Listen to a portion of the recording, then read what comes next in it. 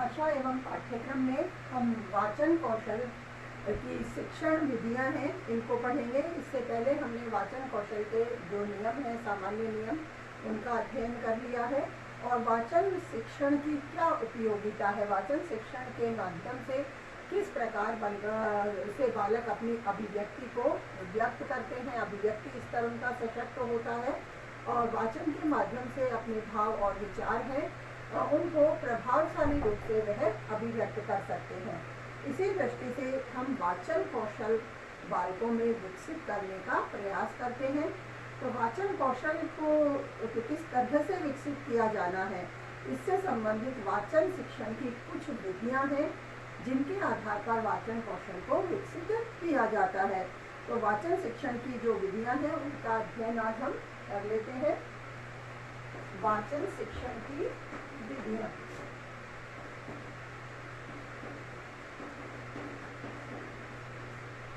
वाचन शिक्षण की विधियां।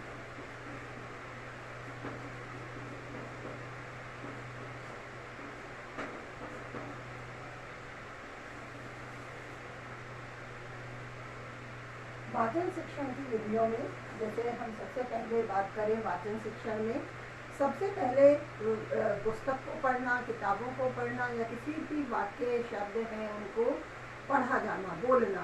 तो बोलने के लिए सबसे पहले आवश्यक क्या होता है, उन शब्दों से संबंधित जो भी वर्ण हैं उनका ज्ञान बालकों को करवाया जाना।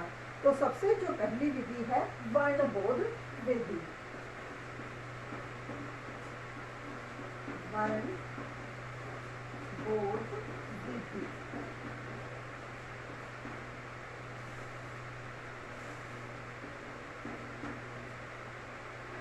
सर्वप्रथम बालकों को वर्णमाला का ज्ञान करवाया जाता है, क्योंकि वर्णमाला के ज्ञान के बाद ही बालक किसी भी लिखित सामग्री को पढ़ने का प्रयास कर पाते हैं, पढ़ने के लिए एक तरह से सक्षम हो पाते हैं।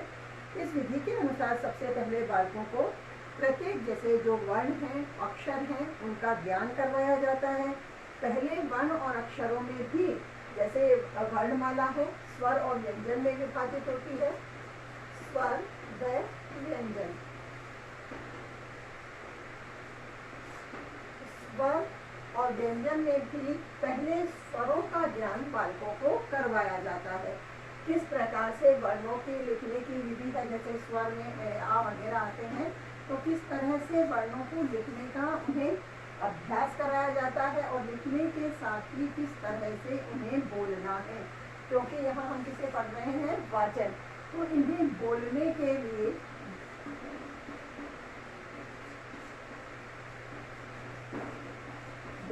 लिए कहें या व्यक्त करने के लिए, क्योंकि हम यहाँ वक्तृत्व कला ही उनकी विकसित कर रहे हैं।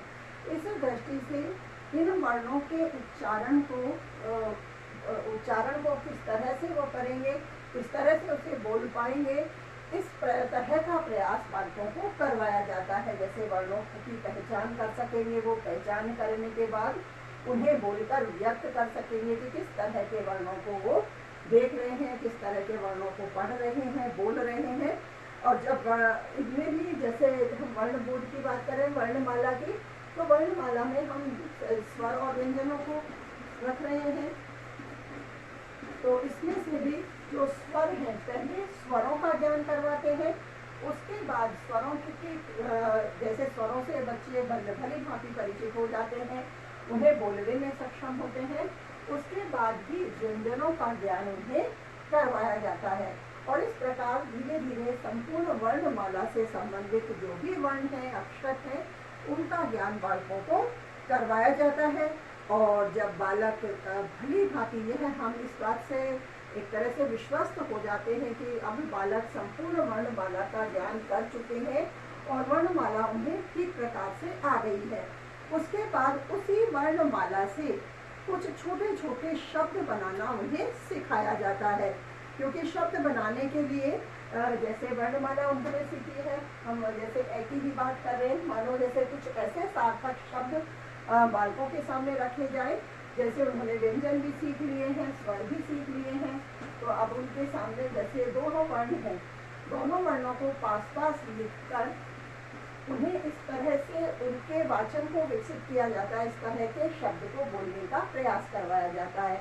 जैसे अब फिर और भी शब्द हैं, छोटे ही हैं, देखो घर है और दोनों को मिला के कोई मात्रा नहीं होती। अब घर, ऐसे ही ये क्योंकि वर्णमाला वो सीख ही चुके हैं, इस दृष्टि से आपने जैसे छोटे बालकों की, छोटे बच्चों की पुस्तकों को देखा होगा, उनमें इस तरह के बहुत सारे सेंटेंस होते हैं। ये सारे सेंटेंस किस लिए होते हैं? वाचन शिक्षण को और अभ्यस्त करने के लिए और उनका अभ्यास दृढ़ करने के लिए। तो इस तरह के छोटे छोटे अक्षरों को वो सीखना प्रारंभ कर देते हैं और इसी से वो पढ़ना भी शुरू कर देते हैं। और इस तरह के सारे शब्द भी उनको इसी तरह के पढ़ाए जाते हैं और किसी न किसी प्रकार से वो सार्थक भी होते हैं। इस तरह से ऐसे सार्थक शब्दों को पढ़ते पढ़ते ही जैसे वो पढ़ने के प्रति अभ्यस्त होते जाते हैं। पहले 2 शब्दों के अक्षर पढ़ाए जाते हैं, फिर धीरे धीरे 3 से शब्द उसमें जोड़ देते हैं, 3 से 4 जोड़ देते हैं। जैसे 3 शब्द की बात करें, इसमें भी कोई मात्रा नहीं है, बिना मात्रा के ऐसे शब्दों को भी बढ़ाकर, यानी एक साथ बालक अलग अलग उच्चारण कर रहा है और शब्दों को मिलाकर उच्चारण करने का अभ्यास करना, ये भी एक कला है और वह भी बालकों में धीरे धीरे ही विकसित होती है। तो इस दृष्टि से फिर 2 अक्षरों के बाद एक तो वर्णमाला में ही उच्चारण करना सीख गया, उसके बाद 2 उच्चारण करना सिखाते हैं, उसके बाद 3 वर्णों का उच्चारण। तो 3 वर्णों के उच्चारण से फिर उस शब्दों के उच्चारण को करना सीख जाते हैं। जैसे अब इसमें 3 वर्ण है, कमल, घर। चल अब जैसे यहाँ भी और 3 वर्ण कहें, डगर, पर, चल। इस तरह से और भी कई तरह के शब्द ऐसे हो सकते हैं, कई उदाहरण हम इसमें बता सकते हैं। फिर 3 से 4 शब्द हो जाते हैं, फिर उनका उच्चारण बालक करते हैं और इस तरह से उच्चारण करते करते उनकी जो वाचन क्षमता है वह विकसित होती है और बालक पुस्तक को पढ़ना सीखने लगते हैं। इसी तरह से जैसे 4 वर्णों के शब्द की भी हम बात करें, नट, खट।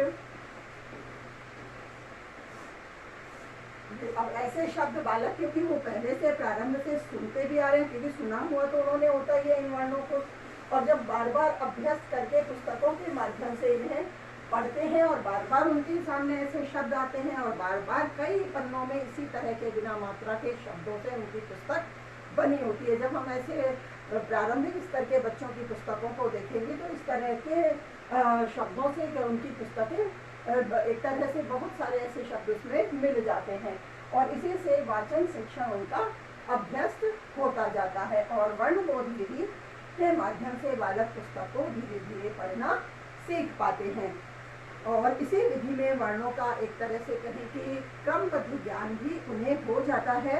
मात्राओं का पूर्ण ज्ञान और शुद्ध उच्चारण वर्णों को मिलाकर किस तरह से पढ़ना है और इस तरह से शब्दों को पढ़ने का अभ्यास भी करवाया जाता है। जैसे इसी में अब इस तरह से बिना मात्रा के शब्द हैं, उनको वो सीख जाते हैं। फिर एक एक करके उन्हें मात्रा के शब्द हैं जो सिखाए जाते हैं, तो उसमें केवल आ वाले शब्द सिखा देंगे, फिर केवल टी वाले सिखा देंगे। इसी तरह जो भी जितनी मात्राएं हैं एक एक करके समस्त मात्राओं के शब्द उन्हें सिखाए जाते हैं और धीरे धीरे जैसे एक ही मात्रा के शब्दों की संख्या कई कई होती है और बार बार कई पन्नों में बालक जैसे आ के शब्द ही पढ़ रहे हैं, कई पन्नों में ई के शब्द ही पढ़ रहे हैं। तो इस दृष्टि से बालक मात्राओं का ज्ञान भी शुद्ध रूप से कर लेते हैं और शुद्ध उच्चारण भी करना सीख जाते हैं और इसी से उनके मस्तिष्क में उन मात्राओं की अवधारणा कहें या कॉन्सेप्ट है वो एकदम अभ्यस्त हो जाता है उनके दिमाग में और कहीं जब उनसे संबंधित दूसरे अक्षर वो देखते हैं तो उन्हें पहचान करके पढ़ना सीख जाते हैं। और इसी क्रम में बालकों की जो वर्णमाला का ज्ञान भी है वो क्रमबद्ध हो गया, मात्राओं का ज्ञान है उनका वो भी क्रमबद्ध हो जाता है और इस तरह से बालक पुस्तक को पढ़ना सीख जाते हैं। अब और आगे जैसे वाचन शिक्षण की जो और आगे विधि है ध्वनि साम्य विधि, जो भी वर्णबोध विधि से कुछ मिलती जुलती है। जिस तरह से हमने इसमें वर्णों को मिलाकर कुछ शब्द बनाकर बालकों को पढ़ना सिखाया है, ठीक इसी तरह से ध्वनि साम्य विधि में भी कई तरह के शब्द होते हैं, लेकिन उनकी समान मात्राएं होती हैं, यानी ध्वनि साम्य यानी समान ध्वनि के शब्द। तो एक जैसे ध्वनि के शब्दों को सुनकर बालक बार बार उन्हीं का अभ्यास करते हैं, उससे अभ्यस्त हो जाते हैं और इस प्रकार से उनका जो वाचन स्तर है वह विकसित होता है। दूसरी जो विधि है हम देखेंगे ध्वनि साम्य विधि।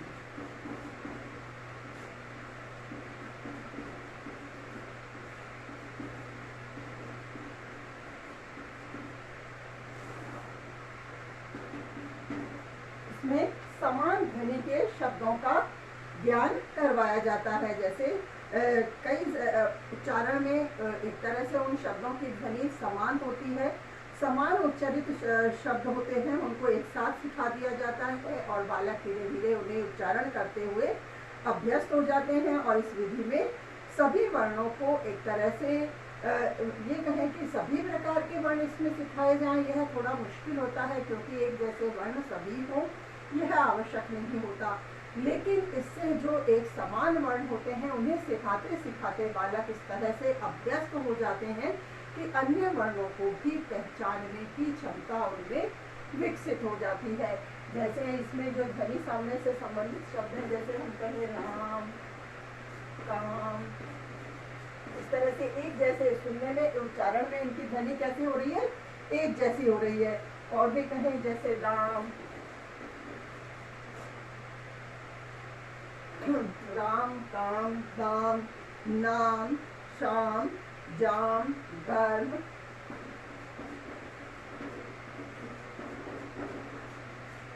तो जैसे गर्म की बात है तो गर्म, धर्म, कर्म, इस तरह से एक ही उच्चारण समान उच्चारण की ध्वनि वाले शब्दों के माध्यम से भी वाचन शिक्षण विकसित किया जाता है। अब जैसे देखो और कहो विधि, वह भी वाचन शिक्षण के लिए उपयोगी सिद्ध होती है। देखो और कहो,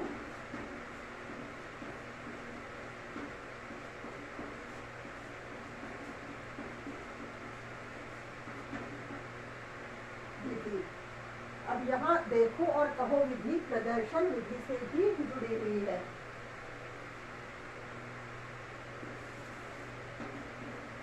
देखने से अर्थात किसी न किसी वस्तु या चित्र को वह देखेंगे, किसी मॉडल को देखेंगे। जब हम वर्णमाला की बात कर रहे हैं, प्रारंभिक स्तर से ही वाचन कौशल के शिक्षण की हम बात कर रहे हैं, तो प्रारंभिक रूप से ही जैसे हम वर्णमाला बालकों को सिखा रहे हैं, वहाँ जब हम ऐसे का ध्यान करवाते हैं तो जैसे हम उन्हें अनार को दिखाते हैं, अनार का चित्र दिखा देते हैं। एक चार्ट आपने देखा होगा कि जैसे बालकों के लिए छोटी कक्षा के बालकों के लिए चित्रों सहित वर्णमाला वाले चार्ट भी होते हैं, जिनमें एक तरफ चित्र बना होता है, दूसरी तरफ अक्षर लिखा होता है। दूसरी बात, बालक घर में भी किसी न किसी प्रकार से उन फलों को या उन चित्रों को या कहें उन्हें प्रैक्टिकली रूप में भी, वह व्यावहारिक रूप में भी उनका उपयोग कर चुका होता है। तो देखकर वह तुरंत उन्हें समझ जाता है और उन्हें पहचान कर उसी आधार पर, जैसे अनार बालक को सिखाया ऐसे अनार, अब उसे ए याद नहीं होगा, लेकिन अनार क्योंकि उसने खाया है, देखा है, तो उसके आधार पर उसे यह वर्ण भली भांति से याद हो जाता है, उसे बोलने के लिए वह अभ्यस्त हो जाता है। जैसे आ के लिए आम का चित्र बालक को दिखाया जाता है, उसके जो चार्ट हैं उसमें इस तरह के चित्र बने होते हैं। तो इसी आधार पर इस विधि को भी विकसित किया गया है, देखो और कहो विधि, कि किसी तरह से बालक उन चित्रों को देख करके बोलता है, कहता है। यह विधि एक तरह से शब्द विधि भी कहलाती है। इस विधि को शब्द विधि भी कहते हैं, क्योंकि इस तरह से ही इसमें शब्दों का ज्ञान करवाया जाता है।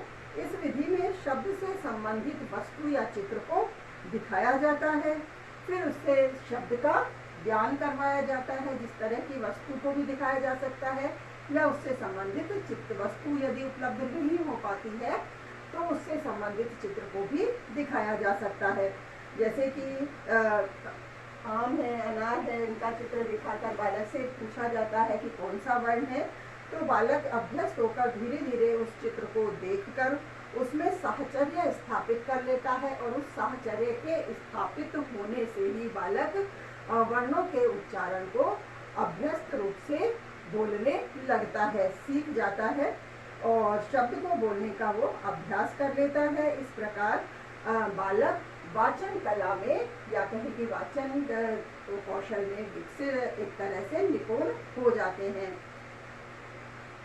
अब वर्णबोध विधि, ध्वनि साम्य विधि और देखो और कहो विधि के माध्यम से वाचन शिक्षण हमने सीखा है। इसी तरह से आगे और विधि हम पढ़ेंगे। जैसे अब वर्ण पढ़ लिए हमने, किस तरह से शब्दों की समानता के आधार पर भी उन्हें बोलने के लिए अभ्यस्त किया जाता है। चित्रों के आधार पर, वस्तुओं के आधार पर भी, देखने के आधार पर भी उनका वाचन कौशल है वो विकसित होता है। इसी तरह से वाक्य विधि है।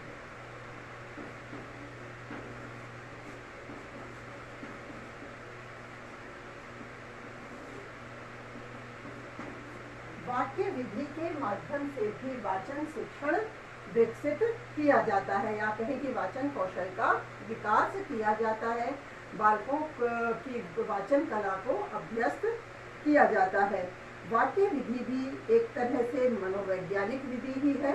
इस विधि में पहले बच्चों के सम्मुख, जैसे इसमें हमने चित्र प्रस्तुत किए हैं, वर्ण प्रस्तुत किए हैं, तो यहाँ वाक्य विधि में बालकों के सम्मुख पहले वाक्य प्रस्तुत किया जाता है और बालकों को पहले वाक्य का ही अभ्यास करवाया जाता है।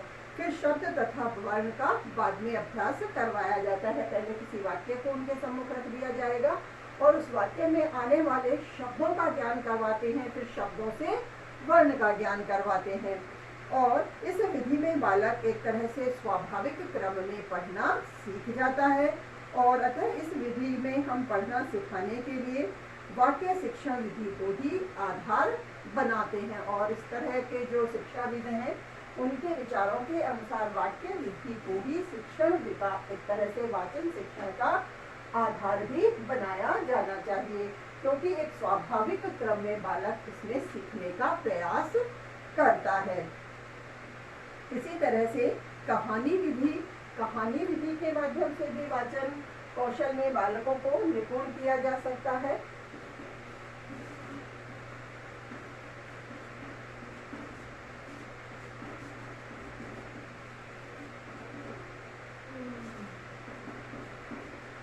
कहानी विधि, किसी न किसी प्रकार की कहानी सुनाकर बालकों को एक तरह से, जिस तरह बालकों की उनकी अपनी रुचि होती है, तो रुचि से कहानी सुनने में बालकों का ध्यान भी ज़्यादा लगता है, उनकी रुचि भी ज़्यादा होती है।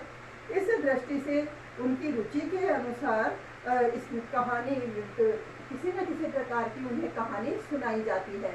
तो इसीलिए कहानी से भी बालक उनके कहानी में आने वाले वाक्य हैं, शब्द हैं, उनका ज्ञान करते हैं और क्योंकि वह उनकी रुचि से संबंधित होती है, इसीलिए उनकी वाचन क्षमता है, उसे वो बोलने का प्रयास करेंगे, सुनाने का प्रयास करेंगे, तो उन शब्दों और वाक्यों से भी उनका परिचय हो जाएगा जो कि कहानी में आए हैं। तो इस दृष्टि से उनकी रुचि के अनुसार कहानी के माध्यम से भी वाचन शिक्षण को भली भांति से विकसित किया जा सकता है। वाचन शिक्षण की कहानी विधि में एक तरह से एक महत्वपूर्ण विधि से माना गया है। बालक कहानी में क्योंकि बहुत रुचि लेते हैं, इस विधि में वाक्यों को इस प्रकार सजाया जाता है कि एक कहानी बन जाती है कि जिस तरह के वाक्यों का उन्हें ज्ञान करवाया जाना है, उन्हें भी इस तरह से क्रम में बद्ध करके सजाया जाता है कि एक कहानी का रूप वो ले लेते हैं। और छोटे छोटे वाक्यों को एक कहानी या चार्ट, और कहानी को भी जैसे इन विधियों को भी इसमें सम्मिलित कर लिया जाता है। कहानी में आने वाले कोई भी चित्र है, उन शब्दों से संबंधित जो भी चित्र बन सकते हैं, उन्हें एक चार्ट के माध्यम से भी व्यवस्थित करके बालकों के समक्ष रखा जाता है। इसके आधार पर फिर इन चित्रों के माध्यम से बच्चों के सामने उन वाक्यों को जो कि एक क्रमबद्ध रूप से व्यवस्थित किए गए हैं उन्हें रखा जाता है और बालक उन्हें देखते हैं, समझते हैं फिर शिक्षक कहानी के वाक्यों को श्यामपट्ट पर भी लिखता है और शिक्षक उन्हें पढ़ता है। फिर छात्र उसका वाचन करते हैं, छात्र सुनकर उसका वाचन करते हैं। वाचन करने से उनकी जो वाचन कला है और विकसित होती है और इस प्रकार वाक्य के विश्लेषण द्वारा शब्दों और वर्णों का ज्ञान होता जाता है और इस तरह से बालक कहानी विधि के माध्यम से भी वाचन कला में निपुण हो जाते हैं। इस प्रकार जैसे वाचन शिक्षण के लिए मुख्य रूप से कहानी विधि को भी एक महत्वपूर्ण विधि के रूप में स्वीकार किया गया है। वाचन शिक्षण के लिए जो एक तरह से कहानी विधि के बाद भी और कुछ विधियां हैं, जैसे अनुकरण विधि है और अनुकरण विधि के बाद साहचर्य और संपर्क विधि है जो मैडम मेरिया मॉन्टेसरी ने दी है। फिर किस तरह से वाचन कला का अभ्यास करवा के भी वाचन कला में निपुणता विकसित की जाती है। तो ये विधियां हमने पढ़ी हैं, 5 विधियां पढ़ी हैं और भी कुछ विधियां हैं वाचन शिक्षण की जिससे वाचन कौशल में बालकों को निपुण किया जा सकता है या कहीं कि उनकी वाचन कला को और विकसित किया जा सकता है। तो उससे संबंधित कुछ और विधियों को हम कल पढ़ेंगे।